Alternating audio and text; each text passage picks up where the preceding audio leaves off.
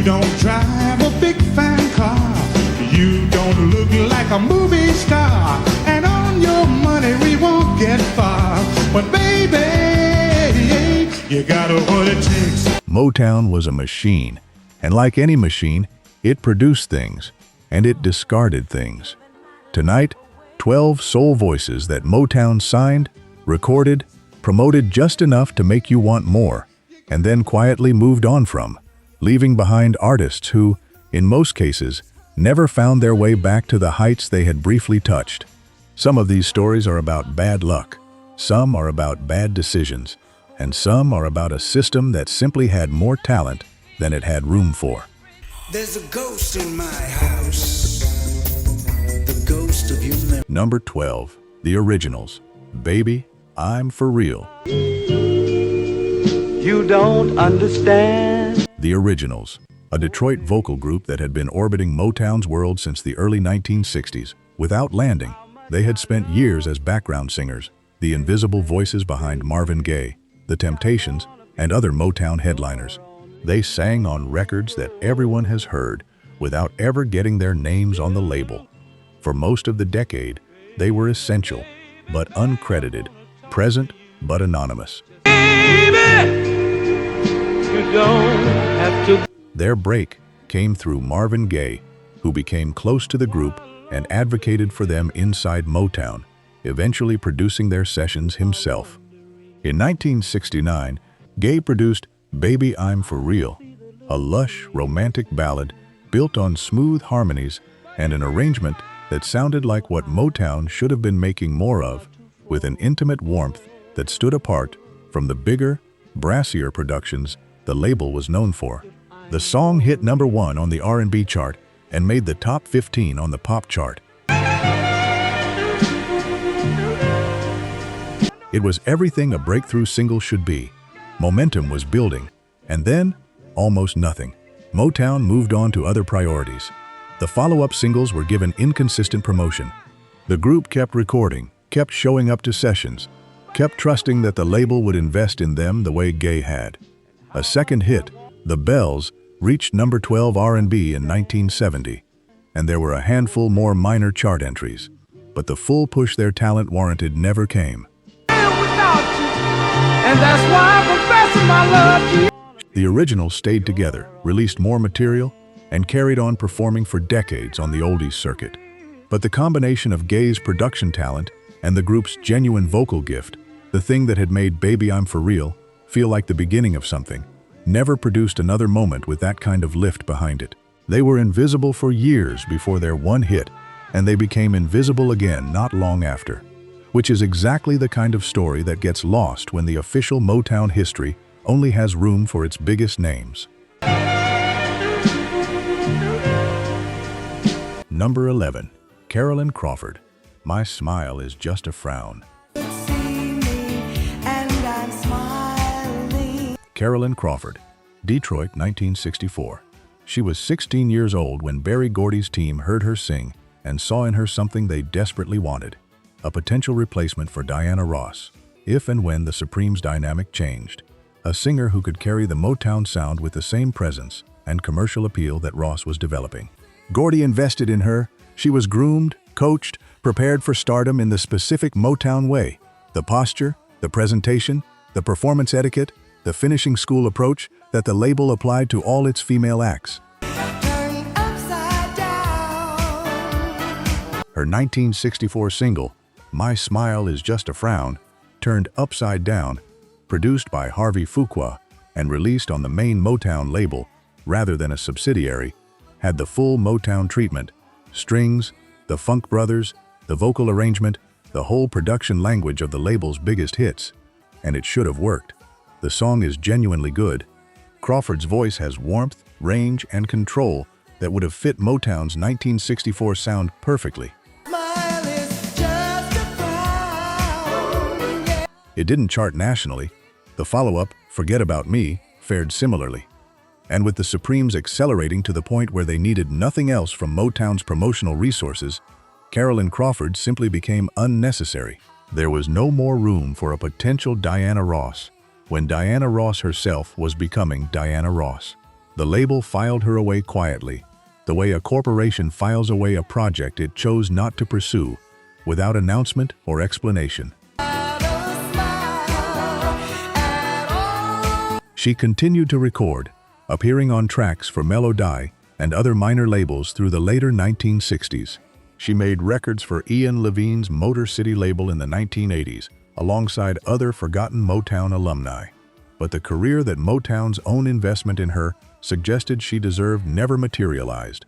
She had been shaped specifically for a slot that was then filled by someone else, leaving her with nowhere to fit. Number 10. Frank Wilson. Do I Love You? Indeed I Do.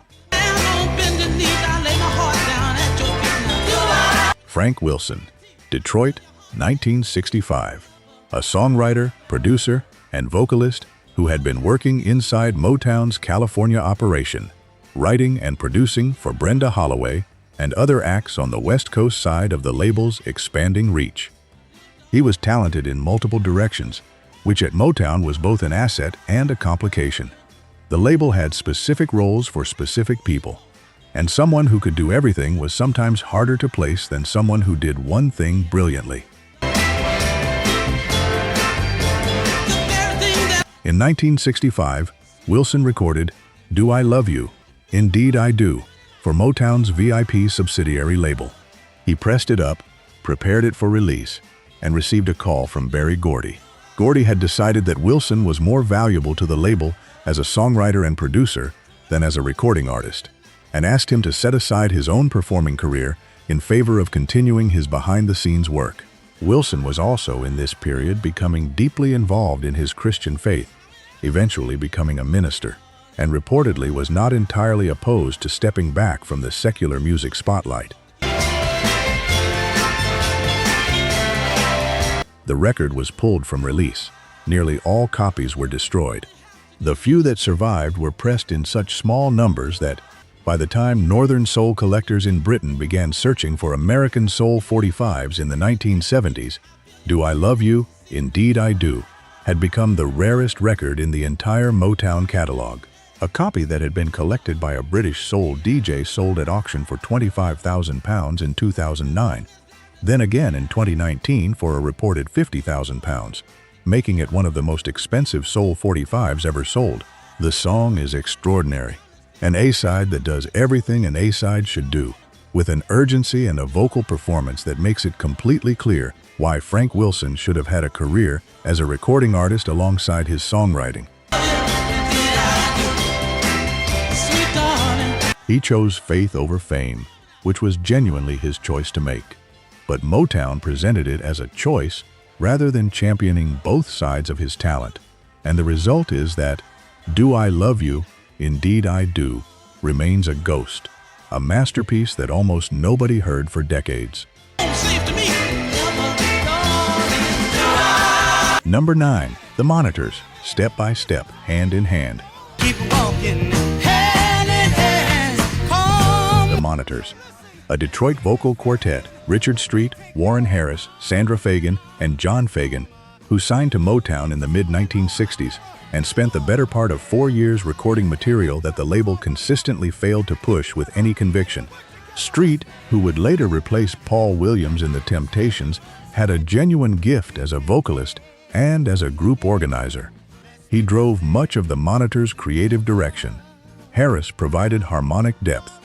The Fagans brought a warmth to the mixed-gender vocal arrangement that made the group sound distinct from most of Motown's other acts. It's time for us to sit down and talk. They released a handful of singles on Motown's soul imprint throughout 1966 and 1967, none of which received the promotional investment that might have pushed them into mainstream awareness.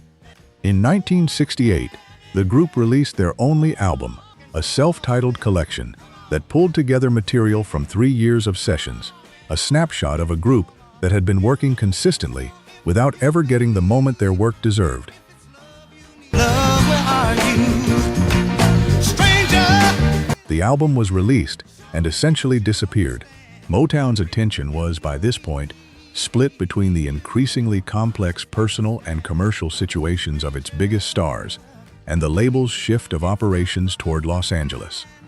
The monitors fell through the gap between what the label was willing to do for them and what their talent actually warranted. Richard Street left the group to become a full-time Temptation in 1971. Sandra Tilley had already been recruited by Martha Reeves. The group effectively dissolved as its members were absorbed by the acts they had been supporting from the background. The Monitors' recordings have since been collected on archival compilations and found appreciative audiences on the Northern Soul circuit in the United Kingdom. The tracks hold up. They always held up. The label just never got around to proving it to an audience in real time.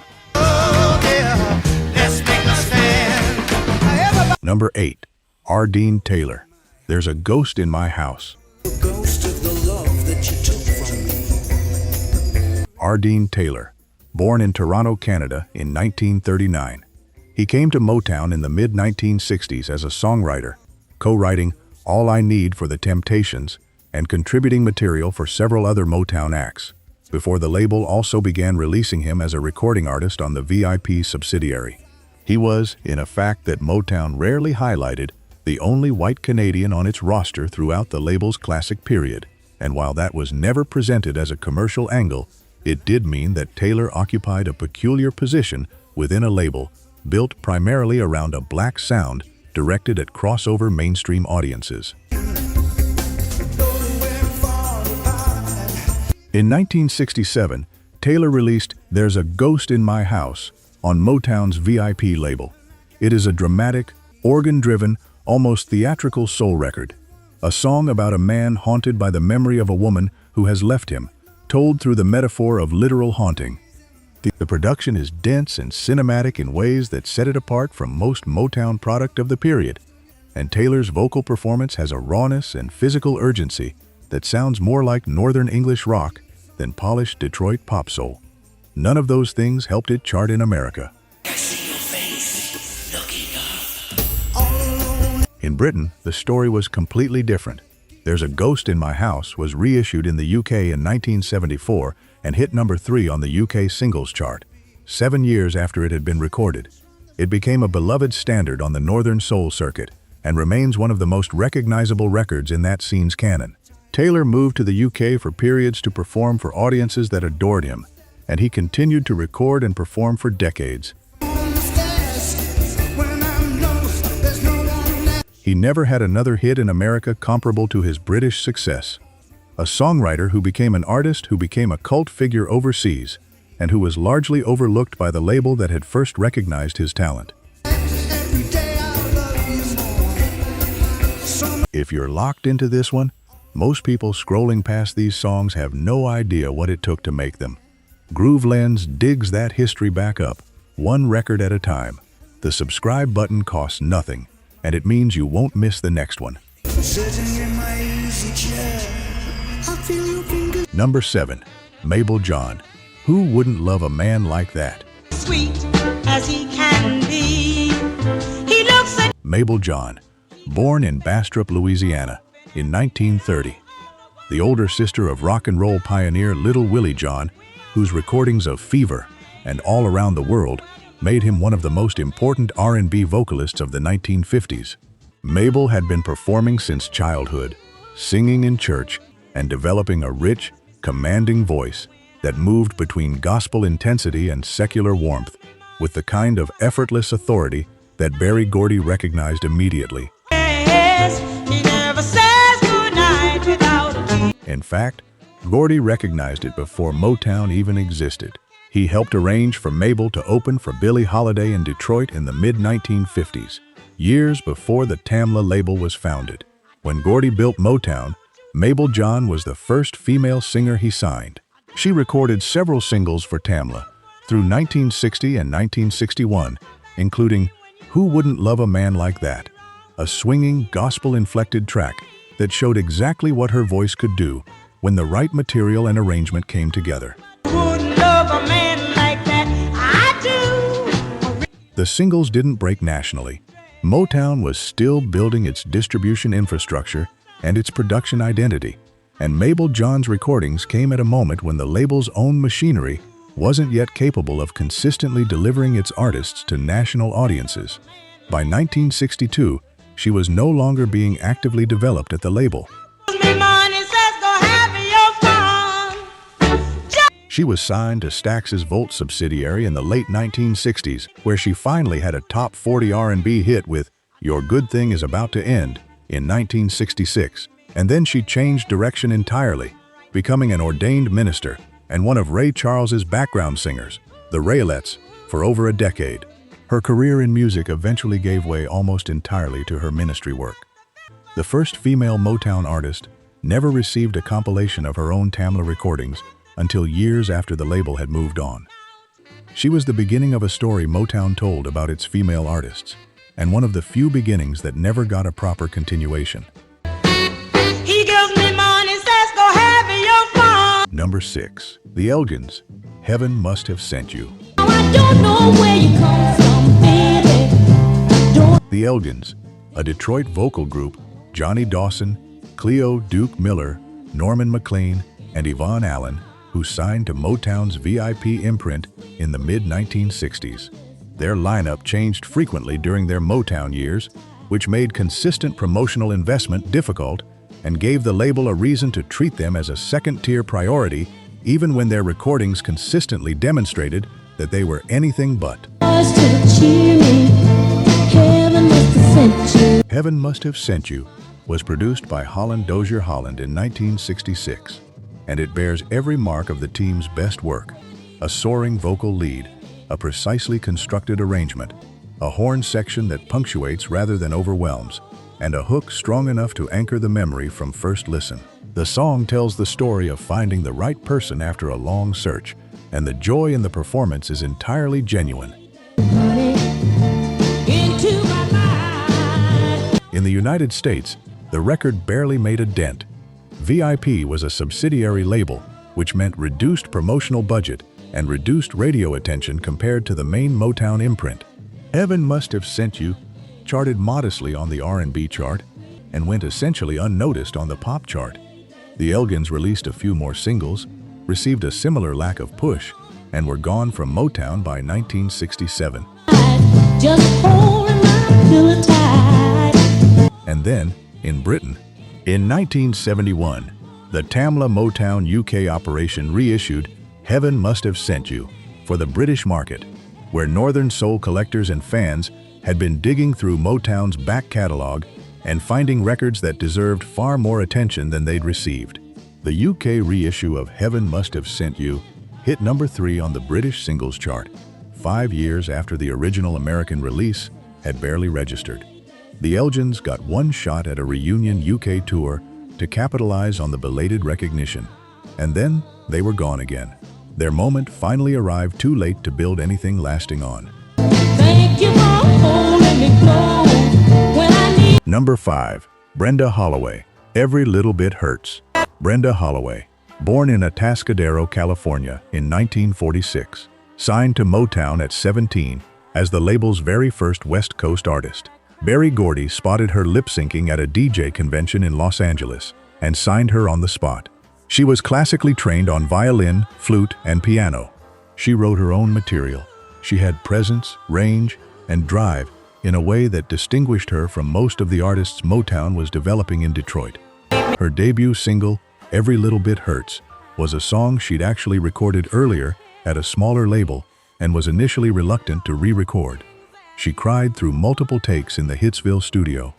The emotion in the finished record, raw, specific, real, is not a performance. She was feeling it. The song climbed to number 13 on the Billboard Hot 100 in 1964 and became a beloved record in Britain, where the Spencer Davis Group and the Hollies both covered it and introduced it to audiences that would eventually discover Holloway's original. Inside Motown, she was consistently treated as a secondary priority.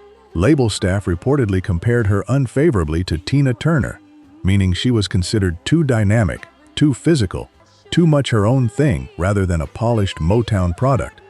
The promotional resources went elsewhere. The best songwriters went elsewhere. By 1968, at 22 years old, Brenda Holloway walked away from Motown entirely, not pushed out, but genuinely done with being sidelined. co-wrote "You've Made Me So Very Happy" before she left, which Blood, Sweat and Tears took to the top 5 in 1969, and which became one of the most covered songs of the era. Holloway made almost nothing from it. She married and raised a family and eventually found her way back to performing on the Northern Soul circuit decades later, where British audiences who had loved her original recordings for 30 years finally got to see her in person. She was more than what Motown made of her. She always was. Number 4. Jimmy Ruffin, "What Becomes of the Brokenhearted." Love isn't on my face. That enchant. Jimmy Ruffin, David Ruffin's older brother, born in Collinsville, Mississippi in 1936, raised in Detroit, served 2 years in the Air Force, and came to Motown in the early 1960s, almost as an afterthought. David was the one Gordy had circled early, and Jimmy was initially signed more as an extension of that family connection than as a primary priority in his own right. The roots of love grow on. Which makes what happened in 1966 all the more remarkable. The song, "What Becomes of the Brokenhearted," had originally been intended for another artist. The Spinners had recorded a version that was shelved, and the song passed through several potential recordings before it landed in Jimmy Ruffin's hands.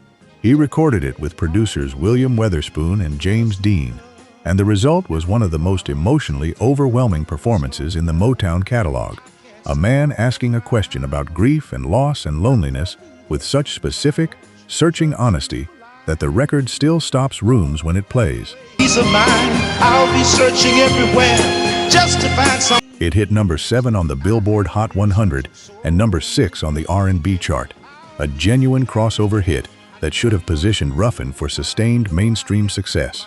In Britain, it was even bigger, reaching number 8 on the UK chart on original release, and then returning to the top 10 again on reissue in 1974. He was beloved in the UK in a way that his American label support never quite matched. Confusion, what becomes of the The follow-up material was inconsistent, the promotion was inconsistent, and the consistent commercial platform that should have followed What Becomes of the Brokenhearted never materialized. Jimmy Ruffin left Motown in 1972 without ever having a second hit of equivalent impact. He continued to record and tour, especially in the UK, for decades. He died in November 2014.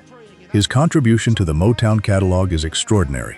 His commercial recognition in America was never remotely proportional to what his voice deserved. succeed for someone's love that's Number 3.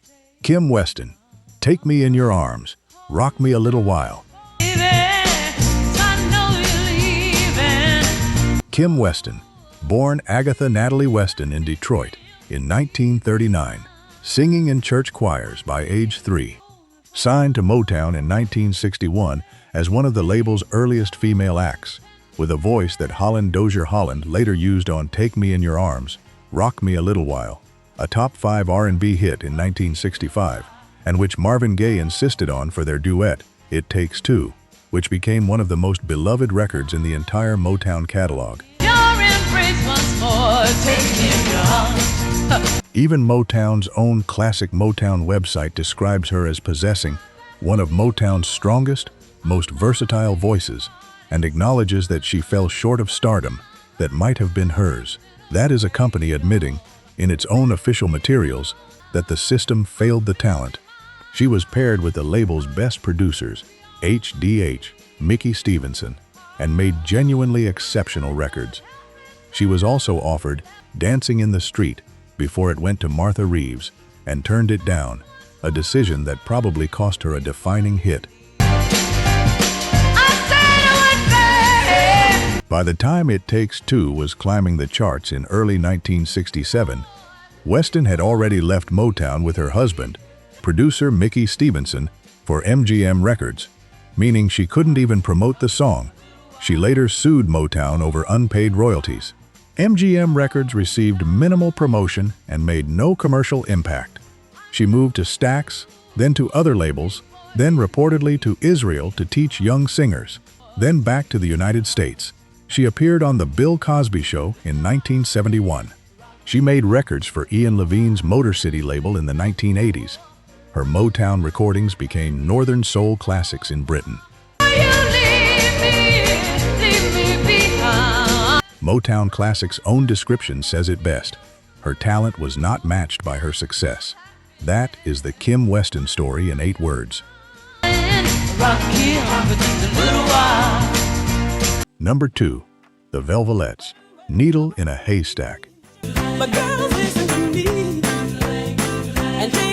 Here is a fact so extraordinary that it sounds like it cannot be true. The Velvelettes, a group of sisters and cousins from Kalamazoo, Michigan, who formed in 1961 on the campus of Western Michigan University, may have saved Motown from bankruptcy. And Motown never released their album. Here is the documented sequence of events. In 1964, the Velvelettes were recording with a young Norman Whitfield, his first major production for the label, on a song called Needle in a Haystack.